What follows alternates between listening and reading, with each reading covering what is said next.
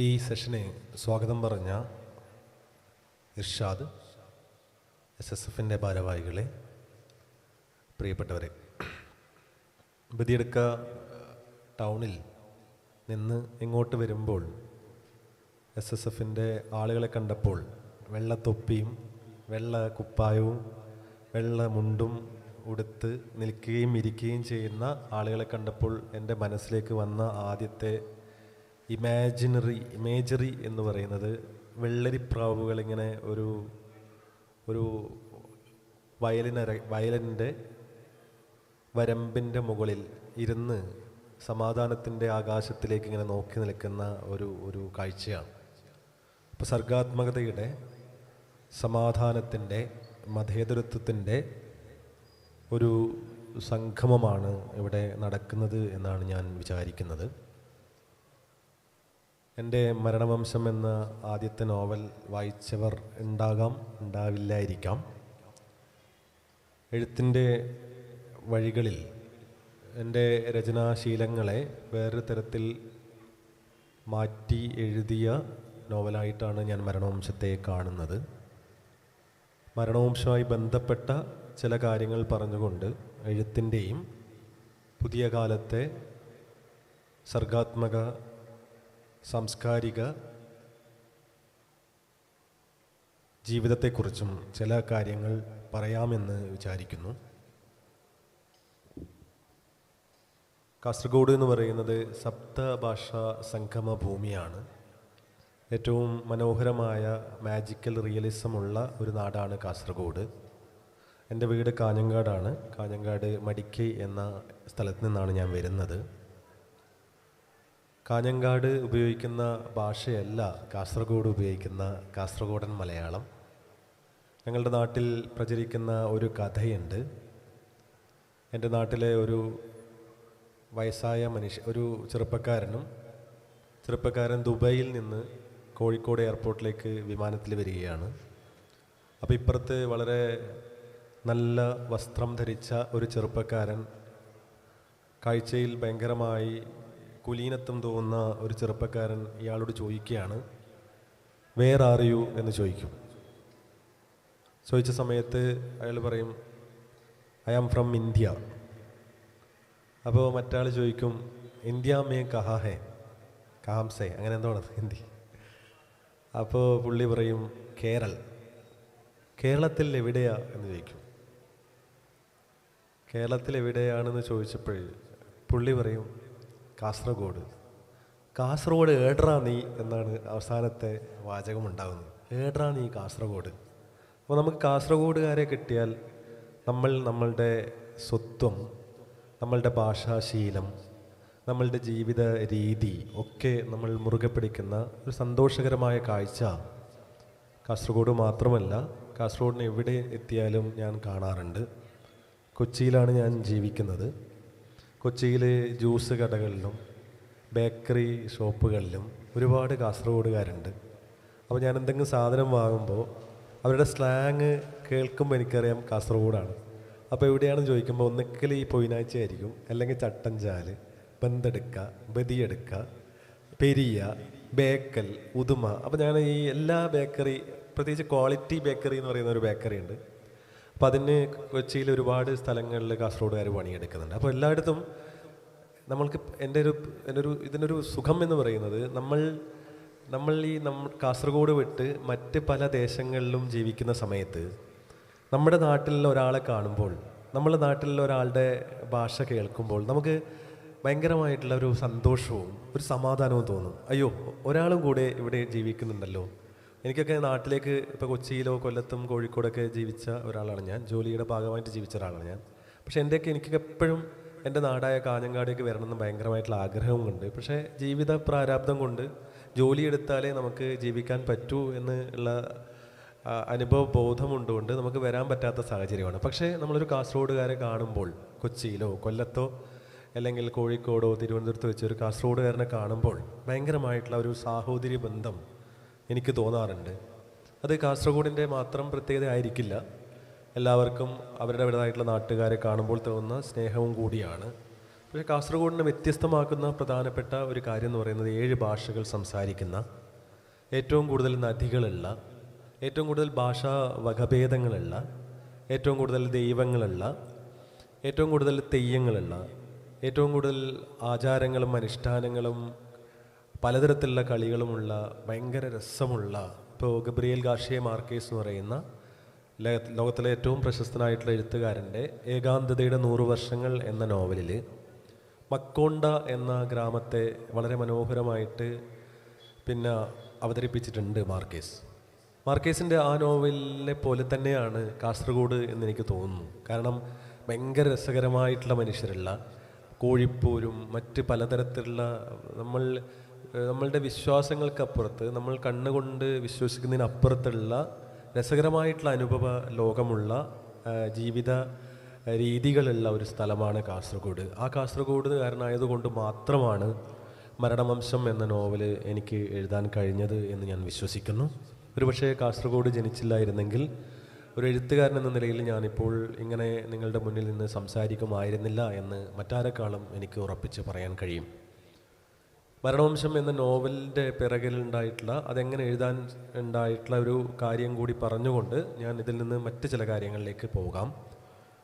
ഇതേപോലെ ഇപ്പോൾ മാപ്പിളപ്പാട്ട് പാടിക്കൊണ്ടിരിക്കുന്ന കുട്ടികളുടെ വളരെ മനോഹരമായിട്ടുള്ള ആലാപനം കേട്ടുകൊണ്ടിരിക്കുന്ന സമയത്ത്, അവരെക്കാളും കുറച്ച് പ്രായക്കൂടുതലുള്ള ഒരു സമയത്താണ് ഈ നോവലിൻ്റെ ആശയം, ഈ നോവലിൻ്റെ പ്രമേയം എൻ്റെ മനസ്സിലേക്ക് വരുന്നത്.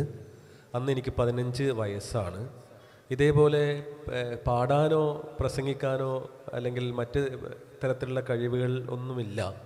പക്ഷേ എഴുത്തിൽ എന്തെങ്കിലും തരത്തിലുള്ള കഴിവുണ്ടോ എന്ന് സ്വയം ആലോചിച്ച് ഇവിടെ കുണ്ടംകുഴി എന്നുള്ള സ്ഥലത്ത്, ഇതിന് തൊട്ടടുത്തുള്ള ബന്തെടുക്കടുത്തുള്ള കുണ്ടംകുഴി എന്ന സ്ഥലത്ത് അവിടുത്തെ ഒരു സംഘടന, പുരോഗമന കലാസാഹിത്യ സംഘം നടത്തിയിട്ടുള്ള ഒരു ലേഖന മത്സരത്തിന് എനിക്ക് 1ാം സ്ഥാനം കിട്ടുകയാണ്.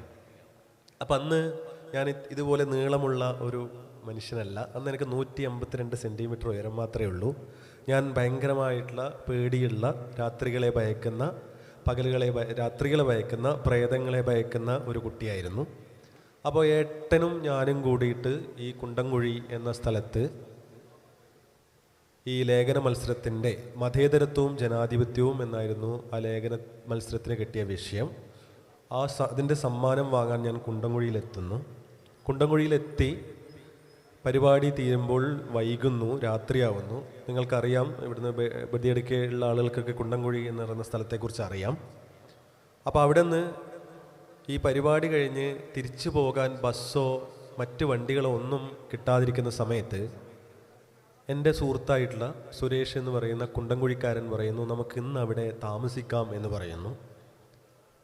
അപ്പം അങ്ങനെ ഞങ്ങൾ 3 പേരും, ഞാനും ഏട്ടനും സുരേഷും കൂടി അവിടുത്തെ ഒരു UP സ്കൂളിൽ 3 ബെഞ്ചുകൾ അടുപ്പിച്ച് വെച്ച് കിടക്കുകയാണ്. അപ്പം അന്ന് രാത്രി ഞങ്ങൾ ഇങ്ങനെ പലതും പറയുന്ന കൂട്ടത്തിൽ, അന്ന് ഇന്നത്തെ പോലെ സ്കൂളുകൾ അത്ര മെച്ചപ്പെട്ടിട്ടില്ല. ഓടുകളൊക്കെ ഇടിഞ്ഞ മേൽക്കൂരുകളായിരിക്കും, ഓടുകളൊക്കെ പൊളിഞ്ഞിട്ടുണ്ടാവും.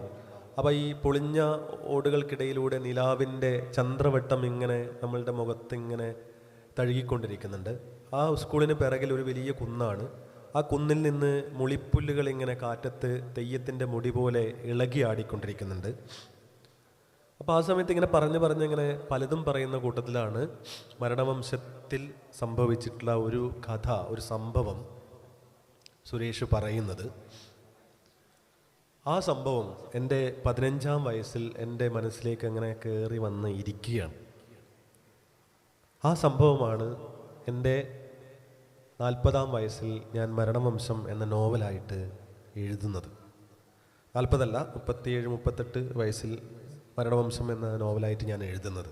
അത് എഴുതാനുള്ള ഒരു പ്രധാനപ്പെട്ട ഒരു കാരണം എന്ന് പറയുന്നത്, അന്നെൻ്റെ മനസ്സിലേക്ക് ആ കഥ വരുന്നു. അതിനുശേഷം പല നേരങ്ങളിലും ഈ കഥ സംഭവിക്കുന്ന സ്ഥലത്ത്, ബന്തെടുക്കയിലാണ് ഈ കഥ സംഭവിച്ചിട്ടുള്ളത്. ആ സ്ഥലത്ത് ഞാൻ പോകുന്നു, പല സുഹൃത്തുക്കളെ കാണുന്നു. അവർ ഈ സംഭവത്തിൽ അവരുടെ ബന്ധുക്കൾ ഇരകളോ വേട്ടക്കാരോ ഒക്കെ ആയിരുന്നു. അവർ പലരും ജയിലിലടക്കപ്പെട്ടിരുന്നു. അവരിൽ പലരും ഈ മർദ്ദനമേറ്റിരുന്നു. അവരിൽ പലർക്കും പോലീസിൻ്റെ ക്രൂരമായ മർദ്ദനമേറ്റിരുന്നു. അങ്ങനെയൊക്കെ ഒരുപാട് പ്രയാസങ്ങളിലൂടെ കടന്നുപോയ മനുഷ്യരെ ഞാൻ കാണുകയും ഒരു ഘട്ടത്തിലാണ്, ഒരു പ്രത്യേക ഘട്ടത്തിലാണ് ഈ നോവൽ ഞാൻ എഴുതാനുള്ള ഒരു സന്ദർഭം എൻ്റെ മനസ്സിലേക്ക്, അത് നീ എഴുതണം എന്ന് എന്നെ കൊണ്ട് പറയിപ്പിക്കുന്നത്. ഇവിടെ എഴുതുന്ന കുട്ടികളുണ്ടായതുകൊണ്ടാണ് ഞാൻ ഈ കാര്യങ്ങൾ പറയുന്നത്. ഈ നോവലിലെ പ്രധാന കഥാപാത്രമായിട്ടുള്ള ഭാസ്കരൻ ജീവിച്ചിരിക്കുന്ന ഒരാളായിരുന്നു. അദ്ദേഹം മരിച്ചുപോയി. ഞാൻ പേര് പറയുന്നില്ല. ഞാൻ ഈ നോവൽ എഴുതുന്ന സമയത്ത് അദ്ദേഹത്തെ കാണാൻ പോയി.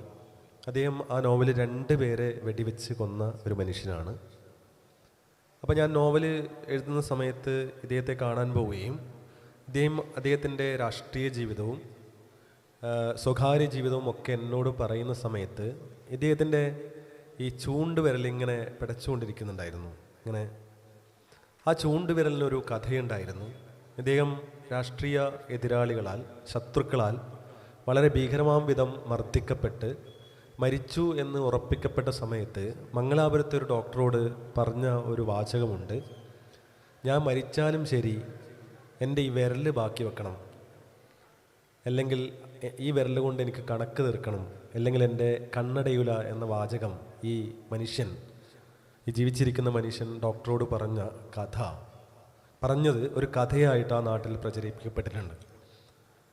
ഇദ്ദേഹം ഒരു 4-5 മാസത്തെ ആശുപത്രിവാസത്തിന് ശേഷം ഈ നാട്ടിലേക്ക് തിരിച്ചു വരികയും ആരാണോ തന്നെ വെടിവെച്ച് കൊല്ലാൻ ശ്രമിച്ചത് അയാളെ ഈ വിരലുകൊണ്ട്, നീളൻ തോക്ക് ഉപയോഗിച്ചുകൊണ്ട് ഒരു കാടിനതിർത്തി വെച്ച് ആ മനുഷ്യനെ വെടിവെച്ച് കൊല്ലുകയും ചെയ്തു എന്നുള്ളതാണ് ഇതിൻ്റെ ഒരു എന്താ പറയുക, ഇതിൻ്റെ ഒരു അന്ത്യം. അപ്പോൾ ഇദ്ദേഹം എന്നോട് ഈ സംഭവങ്ങളൊക്കെ പറയുന്ന സമയത്ത് ഞാൻ ശ്രദ്ധിച്ചത് ഇദ്ദേഹത്തിൻ്റെ വിരലുകളായിരുന്നു. ഈ വിരലുകൾ ഇങ്ങനെ, ആ നേരവും അദ്ദേഹത്തിന് 10-65 വയസ്സുണ്ടായിരുന്നു. ആ നേരവും ഇദ്ദേഹത്തിൻ്റെ വിരലുകൾ ഇങ്ങനെ പിടക്കുന്നുണ്ടായിരുന്നു. ആ വിരലുകളുടെ പിടപ്പിൽ നിന്നാണ് മരണവംശം എന്ന നോവൽ ഞാൻ എഴുതണം എന്ന് തീരുമാനിക്കുന്നത്. ഇങ്ങനെയാണ് ആ നോവൽ സംഭവിക്കുന്നത്. ആ നോവൽ മാതൃഭൂമി ബുക്സാണ് പ്രസിദ്ധീകരിച്ചത്. അത് പ്രസിദ്ധീകരിച്ചിട്ട് 1 വർഷം കഴിഞ്ഞു. 21 പതിപ്പുകൾ പുറത്തിറങ്ങിക്കഴിഞ്ഞു. സാഹിത്യത്തിലെയും രാഷ്ട്രീയത്തിലെയും വി.ഡി. സതീശൻ, എം.വി. ഗോവിന്ദൻ മാഷ്, കെ.എൻ.എ. ഖാദർ തുടങ്ങിയ രാഷ്ട്രീയ നേതാക്കൾ, എം.പി. രാജേഷ് തുടങ്ങിയ രാഷ്ട്രീയ നേതാക്കൾ, മമ്മൂട്ടി തുടങ്ങിയ സിനിമാ താരങ്ങൾ, സന്തോഷ് ഏച്ചിക്കാനം, ബെന്യാമിൻ, എം. മുകുന്ദൻ തുടങ്ങിയ എഴുത്തുകാർ, മറ്റ് സാംസ്കാരിക പ്രവർത്തകരൊക്കെ ഈ നോവൽ വായിച്ച് അവരുടെ ഇഷ്ടം അറിയിച്ചിട്ടുണ്ട്. നോവൽ വായിക്കാൻ ആഗ്രഹിക്കുന്നവർ സമയവും സന്ദർഭവും അനുവദിക്കുകയാണെങ്കിൽ വായിക്കുക. മാതൃഭൂമി ബുക്സാണ് അത് പ്രസിദ്ധീകരിച്ചിട്ടുള്ളത്. മരണവംശം എന്ന നോവൽ ഉണ്ടാവുന്നത് അങ്ങനെയാണ്. ആ നോവലിൻ്റെ ഒരു ഭൂപ്രകൃതി എന്ന് പറയുന്നത്, അതിൽ ബദിയടുക്കയുണ്ട്, ബന്തെടുക്കയുണ്ട്, കാസർഗോഡുണ്ട്, കുമ്പളയുണ്ട്, ഉപ്പളയുണ്ട്, മംഗലാപുരമുണ്ട്, കുണ്ടംകുഴിയുണ്ട്. അത് നിങ്ങൾക്ക് വായിച്ചാൽ പെട്ടെന്ന് കാസർഗോഡൻ ഭാഷ വളരെ ആഴത്തിൽ ഉപയോഗപ്പെടുത്താൻ ശ്രമിച്ച നോവലാണത്. അതുകൊണ്ട് നിങ്ങൾക്ക് കാസർഗോഡുകാർക്ക് ഒരു മറള് എന്ന് പറയും. മറള് ഞങ്ങൾ കാഞ്ഞങ്ങാട് ഭാഗത്ത് ഉപയോഗിക്കുന്നതാണ്. മറള് എന്ന് പറഞ്ഞാൽ ഭയങ്കര ഹൃദയത്തോട് ചേർത്ത് നിർത്തുന്ന സ്നേഹം. അപ്പോൾ ആ നോവലിലെ വാക്കുകളൊക്കെ അങ്ങനെയുള്ള വാക്കുകളാണ് ഞാൻ ഉപയോഗിച്ചിട്ടുള്ളത്. കാരണം കാസർഗോഡ് നിന്ന് മാഞ്ഞുപോയ പല വാക്കുകൾ, പ്രയോഗങ്ങൾ ഒക്കെ. ഇപ്പോൾ കുർത്തം എന്ന വാക്കുണ്ട്, കേട്ടിട്ടുണ്ടോ നിങ്ങൾ? കുർത്തം ഉണ്ടല്ലേ? അത്തരത്തിലുള്ള വാക്കുകൾ. ഇപ്പോൾ നമ്മൾ ചീവീടിനെ നമ്മൾ പീരാങ്കൊടുക്ക എന്നാണ് പറയല്, അല്ലേ? നിങ്ങളിവിടെ എന്താണെന്ന് അറിയില്ല. പീരാങ്കൊടുക്ക എന്ന് പറയുന്നത് കരയുന്ന കുടുക്ക പോലുള്ള ജീവി എന്നാണ് പീരാങ്കൊടുക്കക്ക് ഞങ്ങൾ പറയുന്ന അർത്ഥം. അപ്പോൾ അങ്ങനെയുള്ള വാക്കുകളും പ്രയോഗങ്ങളും ഇതിൽ കടന്നു വന്നിട്ടുണ്ട്. അപ്പോൾ പറ്റുമെങ്കിൽ മരണവംശം വായിക്കുക. എഴുത്തിൻ്റെ ഒരു സംഭവം എന്ന് പറയുന്നത്, അപ്പോൾ ഇങ്ങനെയാണ് മരണവംശം ഉണ്ടായത്. എഴുത്തിൻ്റെ ഒരു സംഭവം എന്ന് പറയുന്നത്, നമ്മൾ ഒരു എഴുത്തുകാരൻ അവൻ ആഗ്രഹിക്കുന്ന ഒരാൾ ആദ്യം ചെയ്യേണ്ടത് എന്താണെന്ന് ചോദിച്ചു കഴിഞ്ഞാൽ അയാൾ നിരന്തരമായി വായിച്ചു കൊണ്ടിരിക്കണം എന്നാണ് ഞാൻ അനുഭവിച്ചിട്ടുള്ള ഒരു കാര്യം. ഞാനൊരു എഴുത്തുകാരനായിട്ടുണ്ടെങ്കിൽ അത് ഞാൻ വായിച്ച പുസ്തകങ്ങൾ എന്നെ വല്ലാതെ സഹായിച്ചിട്ടുണ്ട്. എന്നിനുള്ളിൽ അല്പമെങ്കിലും മനുഷ്യത്വം ഉണ്ടാക്കിയിട്ടുണ്ടെങ്കിൽ അതിൽ പുസ്തകങ്ങൾക്ക് വലിയ പങ്ക് വഹിച്ചിട്ടുണ്ട്. എന്തിനാണ് ഒരാൾ പുസ്തകം വായിക്കുന്നത് എന്ന് ചോദിച്ചു കഴിഞ്ഞാൽ ഞാനൊരു അനുഭവം പറയാം. ഞാൻ കാഞ്ഞങ്ങാട് നെഹ്റു കോളേജ്, കാസർഗോഡ് എഞ്ചിനീയറിംഗ് കോളേജിൽ MCA പഠിക്കുന്ന സമയത്ത് ജയിലിൽ കിടക്കാനുള്ള ഭാഗ്യം എനിക്കുണ്ടായിട്ടുണ്ട്. ഒരു പക്ഷേ വൈക്കം മുഹമ്മദ് ബഷീറിന് ശേഷം ജയിലിൽ കിടന്ന ഒരേ ഒരു എഴുത്തുകാരൻ ഞാനായിരിക്കും എന്നാണ് എൻ്റെ വിശ്വാസം. അന്ന് ഞാൻ ഈ സംഘടനാ പ്രവർത്തനത്തിൻ്റെ ഭാഗമായിട്ടാണ് ഞാൻ ജയിലിൽ കിടക്കുന്നത്. അത് കുറേ വർഷങ്ങൾക്ക് മുമ്പാണ്. അന്ന് ജയിലിൽ ഗോതമ്പുണ്ടയൊക്കെ കൊടുക്കുന്നത്. ഇപ്പോഴാണ് ചപ്പാത്തിയും ചിക്കൻ കറിയൊക്കെ കൊടുക്കാൻ തുടങ്ങിയത്. അന്ന് ഗോതമ്പുണ്ടയാണ് പകൽ ഭക്ഷണം. അപ്പോൾ ഈ സംഘടനാ പ്രവർത്തനത്തിൻ്റെ ഭാഗമായിട്ട് ഞാനും എൻ്റെ 2 സുഹൃത്തുക്കളും കൂടി ഒരു പോലീസുകാരനെ തല്ലിയ കേസിലാണ്. എനിക്ക് തല്ലാനുള്ള ധൈര്യമൊന്നുമില്ല. അവിടുത്തെ എൻ്റെ കൂടെ പഠിച്ച കുട്ടികൾ തല്ലുകയും എൻ്റെ കൂടെ ആ സംഘടനയിൽ വർക്ക് ചെയ്യുന്ന കുട്ടികൾ തല്ലുകയും ഞാൻ നേതാവായതുകൊണ്ട് എൻ്റെ പെരടിക്ക് ആ കേസ് വരികയുമാണ് ചെയ്തത്. അങ്ങനെ ഈ ജയിലിലേക്ക് പോകുന്ന സമയത്ത് ഈ ജയിലിൽ കിടന്ന ഒരുപാട് കാലം ജയിലിൽ കിടന്ന ഒരു സുഹൃത്തും ഞങ്ങൾ 2 പേര്, സുനിൽകുമാറും ഞാനും, മഹേഷ് മണിയറ എന്നാണ് അവൻ്റെ പേര്. അവൻ പോലീസ് ജീപ്പിന് കല്ലെറിയുക, ബസ് കത്തിക്കുക, പിന്നെ എതിർ കക്ഷിയിൽപ്പെട്ട കുട്ടികളെ തല്ലുക തുടങ്ങിയ പ്രശ്നങ്ങൾക്ക് ഒരുപാട് തവണ ജയിലിൽ കിടന്ന എക്സ്പീരിയൻസ് ഉള്ള ആളാണ്. ഞാനും സുനിൽകുമാറും മാത്രമാണ് ജയിലിൽ കിടക്കാത്തത്. അപ്പോൾ ഈ ജയിലിൽ കയറുന്നതിന് മുമ്പേ ഈ മഹേഷ് നമ്മളോട് പറയുന്നു, വളരെയധികം ഗുണ്ടകളൊക്കെയുള്ള സ്ഥലമാണ്, അതുകൊണ്ട് ഉറങ്ങാതെ നിൽക്കണം, ഉറങ്ങിയാൽ അവരെന്തെങ്കിലും ചെയ്ത് കളയും എന്ന് പറയുന്നു. ഇങ്ങനെ പറഞ്ഞ മഹേഷ് ജയിലിനുള്ളിൽ കയറിയ പാട്, മൂത്രമൊഴിച്ച പാട് മഹേഷ് കിടന്നുറങ്ങി.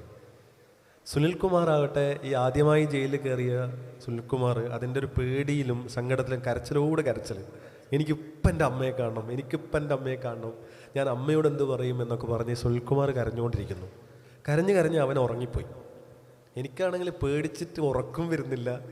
അപ്പോൾ ഞാൻ എന്താ വെച്ചാൽ എവിടെ പോകുമ്പോഴും എൻ്റെ കയ്യിൽ പുസ്തകങ്ങളുണ്ടാവും. കാരണം പുസ്തകങ്ങൾ എനിക്ക് ഭയങ്കര ഒരു എന്താ പറയുക, ഒരു ബലമാണ്. എപ്പോഴും ഞാൻ ബാഗിൽ വെക്കുമ്പോൾ അതിൽ 2 പുസ്തകങ്ങളുണ്ട്. അപ്പോൾ ജയിലിൽ പോകുമ്പോൾ ഞാൻ 3 പുസ്തകങ്ങൾ കയ്യിൽ കരുതിയിരുന്നു. അത് വൈക്കം മുഹമ്മദ് ബഷീറിൻ്റെ മതിലുകൾ എന്ന നോവലാണ്. ഈ ലോകം മതിലുകളാൽ ചുറ്റപ്പെട്ടു പോകുന്നു എന്ന വളരെ ദാർശനികമായ വാചകമുള്ള വളരെ മനോഹരമായ നോവലാണ് മതിലുകൾ. പിന്നെ ഉറൂബിൻ്റെ ശനിയാഴ്ചകൾ എന്ന പുസ്തകം, പിന്നെ വിശപ്പിൻ്റെ കഥകൾ. അപ്പോൾ ഈ 3 പുസ്തകങ്ങളും ഞാൻ ഉറക്കം കിട്ടാതെ ഇങ്ങനെ വായിച്ചുകൊണ്ടിരിക്കുന്ന സമയത്ത് മൂലക്കെന്ന് ഒരാളിങ്ങനെ വിളിക്കുക, എന്ന് പറഞ്ഞ് വിളിക്കുന്നു. ഞാൻ നോക്കുമ്പോൾ ഈ വിയറ്റ്നാം കോളനി എന്ന് പറഞ്ഞ സിനിമ കണ്ടിട്ടില്ലേ? വിയറ്റ്നാം കോളനി എന്ന സിനിമയിൽ പോലെ ഒരു തടിയനായ ഒരു മനുഷ്യൻ, അയാൾ എനിക്ക് അപ്പോൾ ഭയങ്കരമായിട്ട് ഞാൻ പേടിയോടുകൂടി അയാൾ വിളിച്ചത് കേൾക്കാതെ നിൽക്കുമ്പോൾ അയാൾ വീണ്ടും എന്നെ വിളിച്ചു, എന്ന് പറഞ്ഞ് വിളിക്കുന്നു. ഞാൻ പേടിയോടെ എന്താ ഏട്ടാ എന്ന് പറഞ്ഞിട്ട് അടുത്തേക്ക് ഈ പുസ്തകം കൊണ്ടുപോകുന്നു. എന്തെന്ന് കയ്യിലെന്ന് ചോദിച്ചു. അപ്പോൾ എൻ്റെ കയ്യിൽ അപ്പം ഉണ്ടായത് ബഷീറിൻ്റെ മതിലുകളാണ്. ഞാനിത് കാണിച്ചു കൊടുത്തു. അയാൾ ആ പുസ്തകം എൻ്റെ കയ്യിൽ നിന്ന് വാങ്ങി. അപ്പോൾ എൻ്റെ പേരെന്താണെന്ന് ചോദിച്ചു. ഞാൻ പറഞ്ഞു ഷാജി. അപ്പോൾ നിങ്ങളെ പേരെന്താ? അബ്ദുള്ള. അപ്പം നമ്മൾ കാസർഗോഡ് അദ്ദുച്ച എന്നല്ലേ പറയാം. ഞാൻ സ്നേഹത്തോടെ അദ്ദുച്ച. അപ്പം നിൻ്റെ വീട് എവിടാന്ന് ചോദിച്ചപ്പോൾ മടിക്കയിലാണെന്ന് പറഞ്ഞു. ഞാൻ അവിടെ മടിക്കയിൽ വന്നിട്ടുണ്ട്. അപ്പോൾ ഞാൻ കൊള്ളാലോ. അപ്പോൾ ഞാൻ ചോദിച്ചു എന്തിനാ അദ്ദുച്ച വന്നത്? ഒന്നുമില്ല, ഒരാളെ കാല് കൊത്താനുണ്ടായിന്, അരയിൽ കാല് കൊത്താനുണ്ടായി, കൊത്തി കഴിഞ്ഞപ്പാട് ഞാൻ പോയി. അപ്പോൾ എനിക്ക് മനസ്സിലായി ആൾ 10-32 കേസൊക്കെ ഉള്ള വളരെ ക്രിമിനൽ പാരമ്പര്യമുള്ള ഒരു മനുഷ്യനാണെന്ന്. അപ്പോൾ ഇയാൾ പുസ്തകം നോക്കിക്കൊണ്ടിരിക്കുന്നു. പിന്നെ ആ പുസ്തകം നോക്കിക്കൊണ്ടിരിക്കുകയാണ് ആൾ. ഇയാൾ എനിക്ക് ആ പുസ്തകം തരുന്നില്ല. ഇതൊരു ചൊറയായല്ലോ എന്ന് പറഞ്ഞ് പുസ്തകം ചോദിക്കാനും പറ്റൂല. അപ്പോൾ ഞാൻ അടി കിട്ടുന്ന മേടിച്ച് പുസ്തകം ചോദിക്കാൻ ഞാൻ ഈ മൂലക്ക് വന്നിട്ട് ഇയാളെ നോക്കി ഞാൻ ഉറങ്ങിപ്പോയി. പിറ്റേ ദിവസം രാവിലെയാണ് ഈ പ്രമാദമായ ഗോതമ്പുണ്ട, വലിയൊരു ഗോതമ്പുണ്ടയും ചമ്മന്തിയും. ഞാനും അദ്ദുച്ച ഒരിടത്ത്, ഞാനിവിടെ ഇപ്പുറത്ത് സുനിൽ. അപ്പോൾ അദ്ദുച്ച 1 മിനിറ്റിനുള്ളിൽ ഗോതമ്പുണ്ട തിന്ന് തീർക്കുന്നു. എനിക്കാണെങ്കിൽ തിന്നാൻ പറ്റുന്നില്ല, ഇത് വേവാത്ത. ഇത് തിന്നു കഴിഞ്ഞാൽ കക്കൂസിലേക്ക് ഓട്ടം മത്സരം നടത്തേണ്ടി വരുന്നത് മറ്റൊരാളെ എനിക്ക് ബോധ്യമുണ്ട്. അപ്പം ഞാൻ തിന്നണോ വേണ്ടയോ എന്നുള്ളൊരു കൺഫ്യൂഷൻ നിൽക്കുമ്പോൾ അദ്ദുച്ച ചോദിച്ചു, എനിക്ക് വേണമെന്ന് പറയണ്ട, വേണ്ടാന്ന് പറയണ്ട. ഞാൻ എൻ്റെ ഉത്തരത്തിന് നോക്കാതെ അയാളത് ഇലയിലിടുകയും അയാളത് തിന്നുകയും ചെയ്തു. ഇങ്ങനെ 3 ദിവസം ജയിലിൽ കിടന്നു. ഈ 3 ദിവസം സംഭവിച്ചിട്ടുള്ള കാര്യം എന്താണെന്ന് വെച്ചാൽ, ഈ 3 ദിവസത്തിനുള്ളിൽ ഈ അദ്ദുച്ച എൻ്റെ കയ്യിലുള്ള 3 പുസ്തകങ്ങളും വായിച്ചു തീർത്തു എന്നുള്ളതാണ്. ബഷീറിൻ്റെ മതിലുകളും വിശപ്പിൻ്റെ കഥകളും ഉറൂബിൻ്റെ ശനിയാഴ്ചകളും അദ്ദുച്ച വായിച്ച് തീർത്തു എന്നുള്ളതാണ്. അപ്പോൾ ഞാൻ എന്നിട്ട് ഇറങ്ങുന്ന നേരം ഞങ്ങൾക്ക് 3-ാം ദിവസം ജാമ്യം കിട്ടി. അദ്ദുച്ചക്ക് പിന്നെ ജാമ്യം കിട്ടില്ല, 10-45 ദിവസമൊന്നും ജയിലിൽ കിടക്കുന്ന ആളാണ്. അപ്പോൾ ഇയാൾ ഈ പുസ്തകം തരുന്നില്ല, ഇത് ബഷീറിൻ്റെ മതിലുകൾ തരുന്നില്ല. അതായത് ഞാൻ പറഞ്ഞു ഇത് വായനശാലയിൽ നിന്ന് എടുത്ത പുസ്തകമാണ്, ഇത് തിരിച്ചു കൊടുത്തില്ലെങ്കിൽ ഫൈൻ അടക്കേണ്ടി വരും എന്നൊക്കെ എനിക്ക് പറയണമെന്നുണ്ട്. പറഞ്ഞു കഴിഞ്ഞാൽ അയാളെ കയ്യിൽ നിന്ന് തല്ല് കിട്ടുമെന്ന് മേടിച്ചിട്ട് ഞാൻ മിണ്ടാണ്ട് ഉരിയാടാതെ ഞാൻ ജയിലിൽ നിന്ന് ഇറങ്ങിപ്പോയി. അത് ആ പുസ്തകവും പിടിച്ച് ഞാൻ പോകുന്നു നോക്കിയിരുന്നു. ഇനിയാണ് കഥയുടെ ക്ലൈമാക്സ്. അത് കഴിഞ്ഞ് ഞാൻ കുമ്പള ഈ കാസർഗോഡ് എഞ്ചിനീയറിംഗ് കോളേജിൽ പഠിക്കുന്നു. 3 വർഷം കഴിഞ്ഞ് ഇടയ്ക്കിടയ്ക്ക് ഞാൻ ഈ കാസർഗോഡ് LBS പഠിക്കുന്നുണ്ട്. എൻ്റെ ചേച്ചി കല്യാണം കഴിച്ചിട്ട് പോയത് കുമ്പള എന്ന് പറഞ്ഞ സ്ഥലത്താണ്. അവിടുത്തെ ബീവറേജിലാണ് അളിയന് പണി. അപ്പോൾ ഇടയ്ക്കിടയ്ക്ക് ഞാൻ അവിടെ വീട്ടിൽ പോകും. വീട്ടിൽ പോയിട്ടാകുമ്പോൾ അങ്ങനെ ഒരു ദിവസം ഒരു നല്ല മഴയുള്ള രാത്രി വൈകുന്നേരം LBS എഞ്ചിനീയറിംഗ് കോളേജിലാണ് ഞാൻ MCA കഴിഞ്ഞത്. LBS എഞ്ചിനീയറിംഗ് കോളേജിൽ നിന്ന് പൂവലിൽ നിന്ന് ബസ് കയറി കാസർഗോഡ് എത്തുന്നു. കാസർഗോഡ് നിന്ന് മംഗലാപുരത്തേക്ക് ഞാൻ ഈ കുമ്പള ഇറങ്ങണമെങ്കിൽ മംഗലാപുരത്തേക്ക് ബസ്സിന് പോകണമല്ലോ. ബസ്സിൽ പോകുന്നു.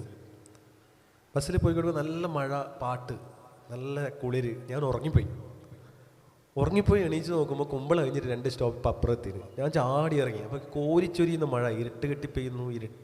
ഇരുട്ട്. ഞാൻ ചുറ്റിലും മഴ നനഞ്ഞ് നോക്കുമ്പോൾ തൊട്ടപ്പുറത്തൊരു പെട്ടിപ്പീടിയാണെന്നുണ്ട്. ഞാൻ ഓടി അവിടേക്ക് എത്തുമ്പോൾ ഒരു മധ്യവയസ്കനായ ഒരാൾ ഒരു കുനിഞ്ഞു കത്തുന്ന വിളക്കിൽ ഇങ്ങനെ പുസ്തകം വായിച്ചുകൊണ്ടിരിക്കുകയാണ്. ആ പെട്ടിക്കടയിൽ കന്നഡയിലും മലയാളത്തിലുമുള്ള പുസ്തകങ്ങൾ ഇങ്ങനെ നിരത്തി വെച്ചിട്ടുണ്ട്. അപ്പോൾ എനിക്കാണെങ്കിൽ തിരിച്ചു പോകണമല്ലോ. അപ്പോൾ ഞാൻ ചോദിച്ചു, ചേട്ടാ പിന്നെ കുമ്പളൊക്കെ ഇനി ബസ് ഉണ്ടപ്പാ എന്ന് ചോദിച്ചു. ഇയാൾ ഈ പുസ്തകം വായിക്കുമ്പോൾ ശല്യപ്പെടുത്തി ആർക്കായാലും ദേഷ്യം വരില്ലോ. അതുകൊണ്ട് ആ ദേഷ്യത്തോടെ അയാൾ എന്നെ നോക്കാതെ പുസ്തകം വായിച്ചുകൊണ്ടിരുന്നു. എനിക്കാണ് എൻ്റെ സംഭവം നടക്കണം. ഞാൻ വീണ്ടും ചോദ്യം ആവർത്തിക്കുന്നു, ചേട്ടാ കുമ്പളക്ക് ബസ് ഉണ്ടോ? അയാൾ ദേഷ്യത്തോടെ എന്നെ തലയുയർത്തി നോക്കുന്നു. ഞാൻ അയാളെ നോക്കുന്നു. അയാൾ ഓടി വന്ന് എൻ്റെ കൈ പിടിക്കുന്നു. ഞാൻ അയാളുടെ കൈ ചേർത്ത് പിടിക്കുന്നു. അത് മറ്റാരുമായിരുന്നില്ല. 4 വർഷം മുമ്പ് ഞാൻ ജയിലിൽ കിടക്കുമ്പോൾ എൻ്റെ കയ്യിൽ നിന്ന് ഉറൂബിൻ്റെ ശനിയാഴ്ചകളും വിശപ്പിൻ്റെ കഥകളും ബഷീറിൻ്റെ മതിലുകളും വാങ്ങി വായിച്ച ആ അബ്ദുള്ള എന്ന മനുഷ്യനായിരുന്നു. അയാളുടെ കണ്ണുകൾ നിറഞ്ഞിരുന്നു. നിറഞ്ഞ കണ്ണുകളോടെ അയാൾ എന്നോട് പറയുകയാണ്, മോനെ, നീ അന്ന് തന്ന പുസ്തകങ്ങൾ വായിച്ചപ്പോഴാണ് ഞാൻ ജീവിച്ച ജീവിതമൊന്നും ശരിയായിരുന്നില്ലെന്നും ഇന്നേ വരെ ജീവിച്ച ജീവിതം തെറ്റിൻ്റെ വഴികളിലൂടെയുള്ള ജീവിതമായിരുന്നു, പാപത്തിൻ്റെ വഴികളിലൂടെ ജീവിതമായിരുന്നു. ഇത് ഇങ്ങനെ പോയാൽ പോരാ എന്ന് ഞാൻ തീരുമാനിക്കുകയും അതോടുകൂടി ഇത്തരത്തിലുള്ള വൃത്തികെട്ട പരിപാടികൾ ഞാൻ നിർത്തുകയും ഞാൻ ഇങ്ങനെ ഒരു പെട്ടിപ്പീടിക തുടങ്ങുകയും ഇങ്ങനെ പുസ്തകമെല്ലാം വായിച്ച് ഇങ്ങനെ ജീവിക്കുകയും ചെയ്യാൻ തുടങ്ങിയെന്ന് നിറകണ്ണുകളോടെ അബ്ദുള്ള പറഞ്ഞ ഉത്തരമാണ് എന്തിനാണ് നിങ്ങൾ പുസ്തകം വായിക്കുന്നത് എന്ന് ചോദിച്ചാൽ ഞാൻ പറയുന്ന ഉത്തരം. അപ്പോഴും ഞാൻ അവിടെ നിന്ന് ഇറങ്ങുമ്പോഴും ഞാൻ നോക്കി ആ പെട്ടിക്കടയിൽ ഒരു മൂലയിൽ ബഷീറിൻ്റെ എൻ്റെ കയ്യിൽ നിന്ന് വാങ്ങിയ ബഷീറിൻ്റെ മതിലുകൾ എന്ന ആ പഴയ പുസ്തകം അവിടെയും എപ്പോഴും ഭദ്രമായി അദ്ദേഹം സൂക്ഷിച്ചു വെച്ചിട്ടുണ്ട്. ആ പുസ്തകങ്ങൾ ഇങ്ങനെ നമ്മൾ പോലും അറിയാതെ നമ്മളെ ഒരു നല്ല മനുഷ്യനാക്കി മാറ്റും എന്നുള്ളതാണ് പുസ്തകം ചെയ്യുന്ന പ്രധാനപ്പെട്ട ഒരു കാര്യം. അപ്പോൾ നിങ്ങൾ കഥ എഴുതിയാലും എഴുതിയില്ലെങ്കിലും, നോവൽ എഴുതിയാലും എഴുതിയില്ലെങ്കിലും, കവിത എഴുതിയാലും എഴുതിയില്ലെങ്കിലും നിങ്ങൾ പുസ്തകങ്ങൾ വായിക്കുക. പുസ്തകങ്ങൾ മാത്രമല്ല, നല്ല സംഗീതം കേൾക്കുക, നല്ല സിനിമകൾ കാണുക, നല്ല നാടകങ്ങൾ കാണുക. അപ്പോൾ അത് നിങ്ങളുടെ ഉള്ളിൽ ഇപ്പോഴത്തെ ഒരു കാലം നമുക്കറിയാം, വല്ലാത്ത രീതിയിൽ മതവർഗീയതയും ജാതീയതയും മറ്റ് ഭരണകൂട ഭീകരതയും ഫാഷിസ്റ്റ് അതിക്രമങ്ങളും ഒക്കെ തന്നെ സംഭവിച്ചുകൊണ്ടിരിക്കുന്ന ഒരു കാലത്ത് നല്ല മനുഷ്യരെ ആവശ്യമുണ്ട് എന്ന് വളരെ തീർച്ചയായിട്ടുള്ള ഒരു സംഭവമാണ്. നല്ല മനുഷ്യരുടെ ഒരു കുറവ് പുതിയ കാലത്തുണ്ട് എന്ന് എനിക്ക് തോന്നുന്നു. അപ്പോൾ അതിപ്പോൾ ഇപ്പോഴത്തെ കാലത്ത് സംഭവിച്ചുകൊണ്ടിരിക്കുന്ന പ്രധാനപ്പെട്ട ഒരു കാര്യം, പഴയ എൻ്റെയൊക്കെ യൗവനകാലത്ത് നിന്ന് വ്യത്യസ്തമായിട്ട് ഇപ്പോഴത്തെ യുവാക്കൾ ലഹരിയിലേക്കും അല്ലെങ്കിൽ അതിക്രമത്തിലേക്കും അല്ലെങ്കിൽ മറ്റു തരത്തിലുള്ള ജനാധിപത്യ വിരുദ്ധമായ സാമൂഹ്യ വിരുദ്ധമായിട്ടുള്ള പ്രയാസങ്ങളിലേക്കും പോകുന്നുണ്ടോ എന്നുള്ള ഒരു സംശയം ഇപ്പോഴത്തെ സാമൂഹിക സാംസ്കാരിക പ്രവർത്തകർ പറയാറുണ്ട്. പക്ഷേ ഇപ്പോഴത്തെ കുട്ടികൾ വളരെ ഗംഭീരരായ കുട്ടികളാണ്. അവർ ഈ പ്രളയകാലത്ത് നമ്മൾ ചെറുപ്പക്കാർ ചെയ്ത സഹായം നമ്മൾ കണ്ടതാണ്. അല്ലെങ്കിൽ വയനാട്ടിലൊക്കെ ഉരുൾപൊട്ടലുണ്ടായപ്പോൾ കൈമൈ മറന്ന് സഹായിക്കുന്ന കുട്ടികളാണ്. അല്ലെങ്കിൽ മറ്റ് പല പ്രശ്നങ്ങളും രാഷ്ട്രീയമൊന്നും നോക്കാതെ കുട്ടികൾ ചാടിയിറങ്ങും. പക്ഷേ ഒരു കൂട്ടം ആളുകൾ നമ്മളെ പുതിയ ചെറുപ്പക്കാരുടെ പേര് പറയിപ്പിക്കാനായിട്ട് വളരെ വൃത്തികെട്ട രീതിയിൽ സാമൂഹ്യ വിരുദ്ധമായിട്ടുള്ള കാര്യങ്ങൾ ചെയ്തുകൊണ്ടിരിക്കുന്ന ഒരു അവസ്ഥാവിശേഷം കേരളത്തിലുണ്ട്. അതുകൊണ്ടാണ് അഫ്സാൻ എന്ന് പറയുന്ന ചെറുപ്പക്കാരൻ 5 പേരെ, പ്രണയിനിയടക്കം 5 പേരെ വെട്ടിക്കൊലപ്പെടുത്തുന്നത്, അതേപോലെ മൊബൈൽ ഫോൺ തരാത്തതിൻ്റെ പേരിൽ ആത്മഹത്യ ചെയ്യുന്ന കുട്ടികളുണ്ടാവുന്നത്. അപ്പം അങ്ങനെ ഒരുപാട് വയലൻസ്, മറ്റേ കഞ്ചാവ്, മയക്കുമരുന്ന്, അല്ലെങ്കിൽ മറ്റ് ഇപ്പോൾ കാമുകി അവൾ തന്നെ വിട്ടുപോയി കഴിഞ്ഞാൽ അവളെ ആസിഡ് ഒഴിച്ച് കൊല്ലുന്ന ഒരു യുവത്വം അല്ലെങ്കിൽ യുവാക്കൾ പഴയ കാലത്ത് ഉണ്ടായിരുന്നില്ല. അപ്പം ഇങ്ങനെ ഒരു വളരെ സങ്കീർണമായ ആട് കരയുമ്പോൾ എനിക്ക് ഓർമ്മ വരുന്ന ഒരു സംഭവം പറയാം. ഉള്ളാളത്തെ ആട് എന്ന് പറയുന്ന ആടുണ്ട്, എനിക്കറിയില്ല.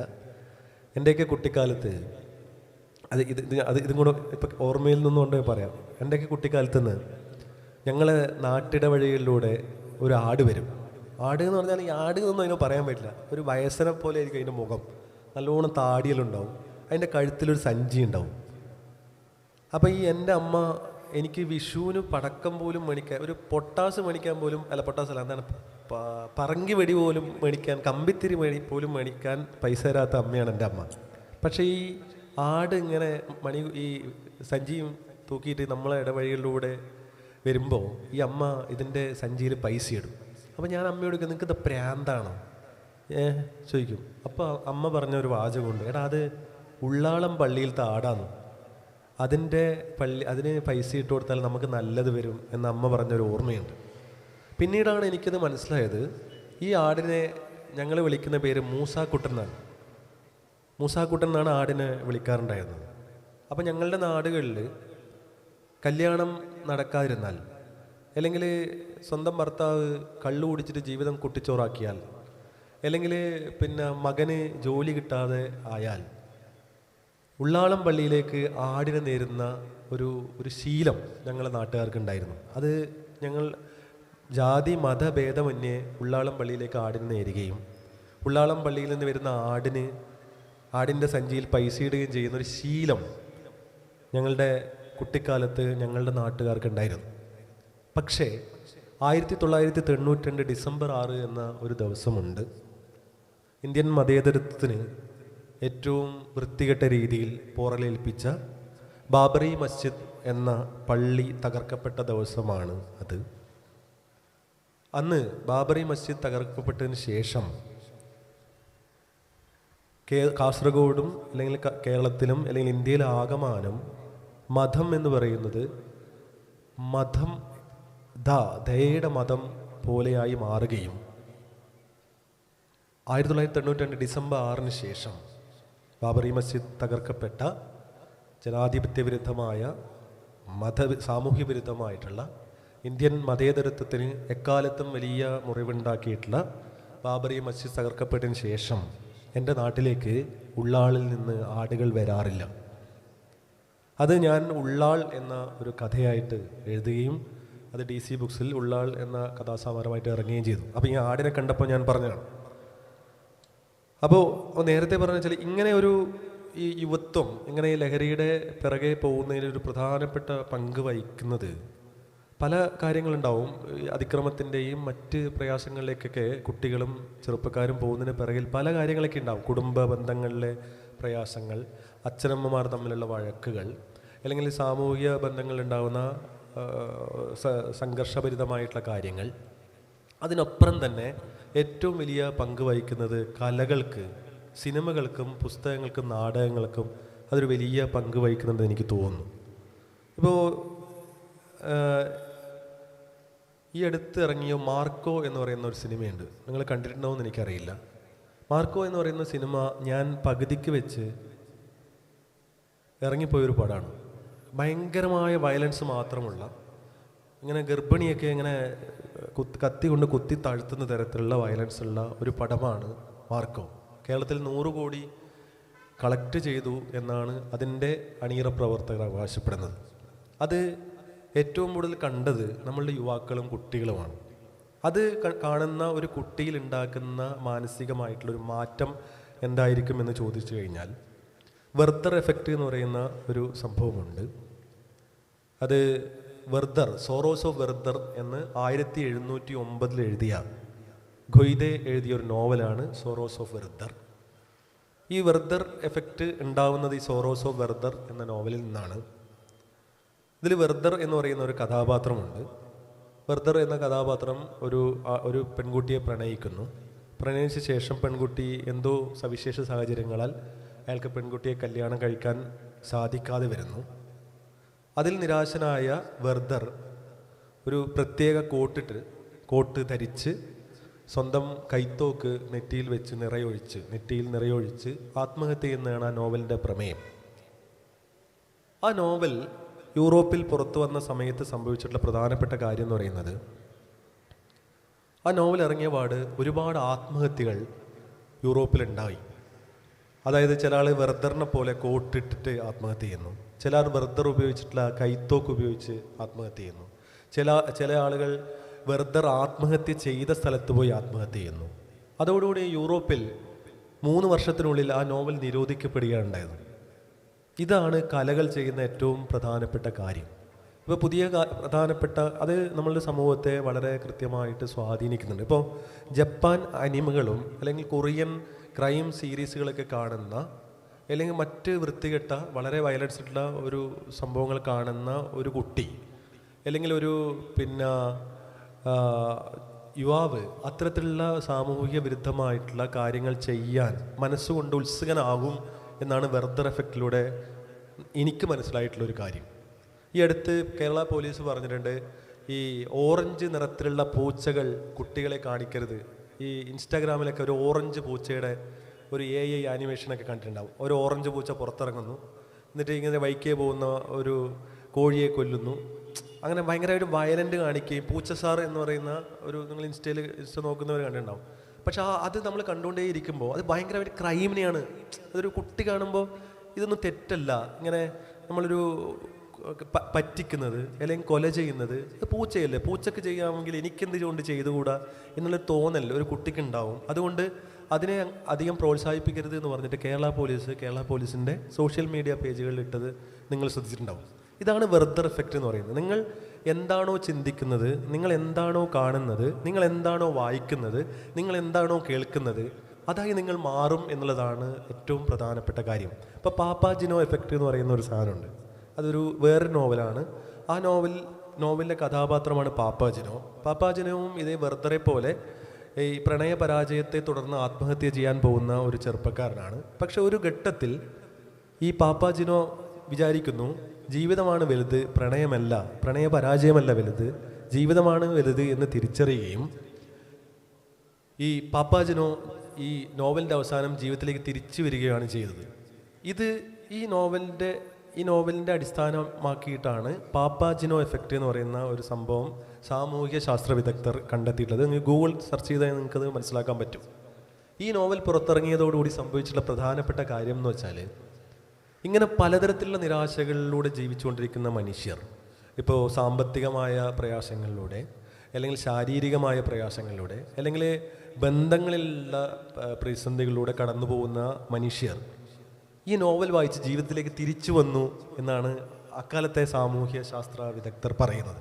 അങ്ങനെയാണ് പാപ്പാജിനോ എഫക്റ്റ് ആയിരിക്കണം കലകൾ ചെയ്യേണ്ട പ്രധാനപ്പെട്ട കാര്യം എന്ന് പറയുന്നത്. ഇപ്പോൾ നമുക്ക് കുമ്പളങ്ങി നൈറ്റ്സ് എന്ന് പറയുന്ന സിനിമ കാണുമ്പോൾ, നിങ്ങൾ കണ്ട സിനിമയായിരിക്കും. കുമ്പളങ്ങി നൈറ്റ്സ് എന്ന് പറയുന്ന സിനിമ കാണുമ്പോൾ അപാരമായ മനുഷ്യത്വം ഉള്ളിൽ പേറുന്ന സിനിമയാണ് കുമ്പളങ്ങി നൈറ്റ്സ്. ആ സിനിമ കാണുമ്പോൾ നമുക്ക് ജീവിക്കാൻ കൊതി തോന്നും. നമുക്ക് ജീവിതം കുറച്ചും കൂടെ മുന്നോട്ട് പോകാൻ, നമ്മൾ എന്തൊക്കെ നിരാശയിലൂടെ കടന്നു പോകുമ്പോഴും ആ സിനിമ കാണുമ്പോൾ നമുക്ക് സന്തോഷം തോന്നും. അതേപോലെ ഒരുപാട് സിനിമകളുണ്ട്. ഇപ്പോൾ വടക്ക് നോക്കി യന്ത്രം, അല്ലെങ്കിൽ ഇപ്പോൾ തന്നെ ഇറങ്ങിക്കൊണ്ടിരിക്കുന്ന ജയ ജയ ജയ ഹോ തുടങ്ങിയ പടങ്ങളൊക്കെ കാണുമ്പോൾ, അതേപോലെ പുസ്തകങ്ങൾ, ഇപ്പോൾ കരമസോ ബ്രദേഴ്സ്, ദസ്തോവസ്കിയുടെ കരമസോ ബ്രദേഴ്സ് വായിക്കുമ്പോൾ, അല്ലെങ്കിൽ താരാശങ്കർ ബാനർജിയുടെ ആരോഗ്യനികേതനം വായിക്കുമ്പോൾ, അല്ലെങ്കിൽ വളരെ നല്ലൊരു നാടകം കാണുമ്പോൾ, അല്ലെങ്കിൽ വളരെ നല്ലൊരു പാട്ട് കേൾക്കുമ്പോൾ, ഇപ്പോൾ മഹാത്മാഗാന്ധി ഈ മൗനവ്രതത്തിലിരിക്കുന്ന സമയത്ത് മഹാത്മാഗാന്ധിയുടെ അടുത്ത് വന്ന് 2 ഗായകർ പാട്ടുപാടി, വ്രതത്തിലിരിക്കുന്ന സമയത്ത് സബർമതി ഗുജറാത്തിലെ അദ്ദേഹത്തിൻ്റെ സബർമതി ആശ്രമത്തിൽ വ്രതത്തിലിരിക്കുന്ന സമയത്ത് 2 ഗായകർ വന്ന് അദ്ദേഹത്തിൻ്റെ മുമ്പിൽ വെച്ച് പാട്ടുപാടി.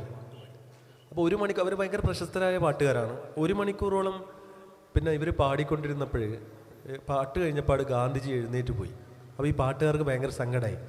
ബാപ്പുജിക്ക് ഞങ്ങളുടെ പാട്ട് ഇഷ്ടമായില്ലേ എന്നിങ്ങനെ സങ്കടത്തോടെ നിൽക്കുമ്പോൾ 5 മിനിറ്റിന് ശേഷം മഹാത്മാഗാന്ധി തിരിച്ചു വന്നിട്ട് അവരെ കെട്ടിപ്പിടിച്ച് രണ്ടുപേരെയും ചേർത്ത് പിടിച്ചിട്ട് പറഞ്ഞു, നിങ്ങൾ പാട്ടുപാടുന്ന നേരം ഞാൻ ദൈവത്തെ കാണുകയായിരുന്നു എന്ന്.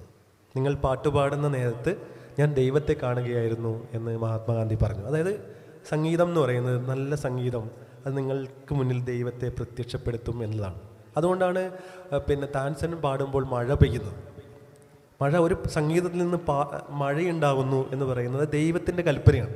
ഇപ്പോൾ സെയിൻറ്റ് ഫ്രാൻസിസ് എന്ന് പറയുന്ന കസാൻഡിസാക്കീസിൻ്റെ ഒരു നോവലുണ്ട്, വളരെ ഗംഭീരമായ നോവലാണ്.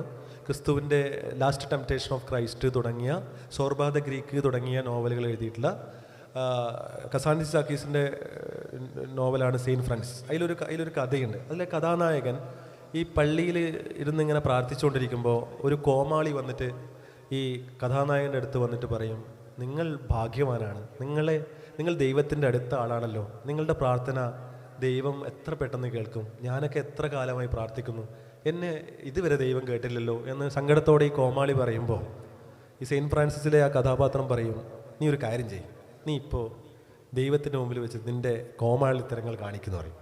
അങ്ങനെ ഇയാൾ ഈ പള്ളിക്കകത്ത് കയറി, ഇയാളും ഈ കഥാനായകനും ഈ കോമാളി വേഷം കെട്ടുന്ന ആളും ഈ പള്ളിയിൽ അവർ രണ്ടുപേരും മാത്രമേ ഉള്ളൂ. അപ്പോൾ ഇയാൾ ഈ കോമാളിത്തരം കാണിക്കുമ്പോൾ ഈ നായകൻ ഇങ്ങനെ പള്ള കോച്ചി ചിരിച്ചുകൊണ്ടിരിക്കുകയാണ്. അപ്പോൾ ഇയാളിങ്ങനെ ഈ കോമാളിത്തരെല്ലാം കാട്ടിക്കഴിഞ്ഞ് എങ്ങനെയുണ്ടെന്ന് ചോദിച്ചപ്പോൾ പുള്ളി പറഞ്ഞു, ഇതാണ് നിങ്ങളുടെ പ്രാർത്ഥന, നിങ്ങളുടെ പ്രാർത്ഥന ഇതാണ്, അല്ലാതെ നിങ്ങളിങ്ങനെ പ്രാർത്ഥിച്ചു കൊണ്ടിരിക്കേണ്ട കാര്യമില്ല, നിങ്ങൾ ചെയ്യുന്ന സർഗാത്മകതയാണ് നിങ്ങളെ ദൈവത്തിലേക്ക് അടുപ്പിക്കുന്നത് എന്നാണ് സെയിൻറ്റ് ഫ്രാൻസിസ് പറഞ്ഞത്. ഇതാണ് ആർട്ട് ചെയ്യുന്ന ഏറ്റവും പ്രധാനപ്പെട്ട കാര്യം. അത് നിങ്ങൾ പോലും അറിയാതെ നമ്മളെ അപാരമായ മനുഷ്യസ്നേഹത്തിൻ്റെയും അപാരമായ സഹാനുഭൂതിയുടെയും അപാരമായ ദയാവായ്പിൻ്റെയും ആളുകളായിട്ട് മാറ്റും എന്നുള്ളതാണ് ഏറ്റവും പ്രധാനപ്പെട്ട കാര്യം. ഇപ്പോൾ മാമുക്കോയ എന്ന മരിച്ചുപോയ മലയാളത്തിലെ പ്രശസ്തനായിട്ടുള്ള പ്രതിഭാധനായിട്ടുള്ള നടൻ പറഞ്ഞ ഒരു പ്രസ്താവന ഞാൻ പലപ്പോഴും പറയാറുള്ളതാണ്. അതിതാണ്, ഹിന്ദുവായ വയലാർ പാട്ടെഴുതുന്നു, ക്രിസ്ത്യാനിയായ യേശുദാസ് അത് പാടുന്നു, മുസ്ലിമായ പ്രേം നസീർ അതിൽ പാടി അഭിനയിക്കുന്നു. ഇതാണ് മതേതരത്വം, ഇതാണ് കലയുടെ മതേതരത്വം. ഹിന്ദുവായ വയലാർ പാട്ടെഴുതുമ്പോൾ, ക്രിസ്ത്യാനിയായ യേശുദാസ് അത് പാടുമ്പോൾ, മുസ്ലിമായ പ്രേം നസീർ അതിൽ പാടി അഭിനയിക്കുമ്പോൾ വരുന്ന മതത്തിനും ജാതിക്കും അപ്പുറത്തുള്ള സംഗമത്തെയാണ് കല എന്ന് പറയുന്നത്. കലയുടെ ധർമ്മം അത് തന്നെയാണ്. കല ചെയ്യുന്നത് കൊലയെ ഇല്ലാതാക്കും എന്നുള്ളതാണ് കല ചെയ്യുന്ന ഏറ്റവും പ്രധാനപ്പെട്ട കാര്യം. അത് നമ്മളിലുള്ള എല്ലാ തരത്തിലുള്ള ഹിംസകളെയും, നമുക്ക് ആരോടും തോന്നുന്ന വെറുപ്പുകളെയും വിദ്വേഷങ്ങളെയും അല്ലെങ്കിൽ അപരബോധത്തെയും ഒക്കെ ഇല്ലാതാക്കുന്ന സവിശേഷമായിട്ടുള്ളൊരു മാജിക്ക് നല്ല കലകൾക്കുണ്ട്. അതുകൊണ്ട് ഒരു നല്ല നോവൽ വായിക്കുമ്പോൾ, അല്ലെങ്കിൽ നല്ല സിനിമ കാണുമ്പോൾ, നല്ല നാടകം കാണുമ്പോൾ, അല്ലെങ്കിൽ പാട്ട് കേൾക്കുമ്പോഴൊക്കെ ഞാൻ ആത്യന്തികമായിട്ട് കാണുന്നത് ദൈവത്തെയാണ്. ദൈവത്തെ മനുഷ്യരെയും തമ്മിൽ ദൈവം കൊണ്ടടുപ്പിക്കുന്ന ഒരു പരിപാടിയാണ് കല. അതുകൊണ്ട് നിങ്ങൾ ചെയ്യേണ്ട ഈ സർഗാത്മക പ്രവർത്തനത്തിൻ്റെ ഭാഗമായിട്ട് നിങ്ങളോട് പറയാനുള്ള പ്രധാനപ്പെട്ട കാര്യം, നല്ല പുസ്തകങ്ങൾ വായിക്കുക, നല്ല സിനിമകൾ കാണുക, നല്ല സംഗീതം കേൾക്കുക, നല്ല ചിത്രങ്ങൾ കാണുക. അത് നിങ്ങളെ നല്ല മനുഷ്യരാക്കും. നല്ല മനുഷ്യരെ ഈ നാടിനെ വളരെയധികം ആവശ്യമുള്ള, വളരെ സവിശേഷമായിട്ടുള്ള ഒരു സാമൂഹിക സാഹചര്യത്തിലാണ് നമ്മൾ ജീവിക്കുന്നത്. SSFൻ്റെ സർഗോത്സവം അത്തരത്തിലുള്ള സർഗാത്മകമായ നല്ല മനുഷ്യരെ സൃഷ്ടിക്കുന്ന വഴിത്തെളിച്ചങ്ങളായി മാറട്ടെ എന്ന് മാത്രം പറഞ്ഞുകൊണ്ട് ഇത്രയും നേരം നിങ്ങൾ എന്നെ കേട്ടതിലുള്ള നന്ദിയും സ്നേഹവും അറിയിച്ചുകൊണ്ട് നിർത്തുന്നു.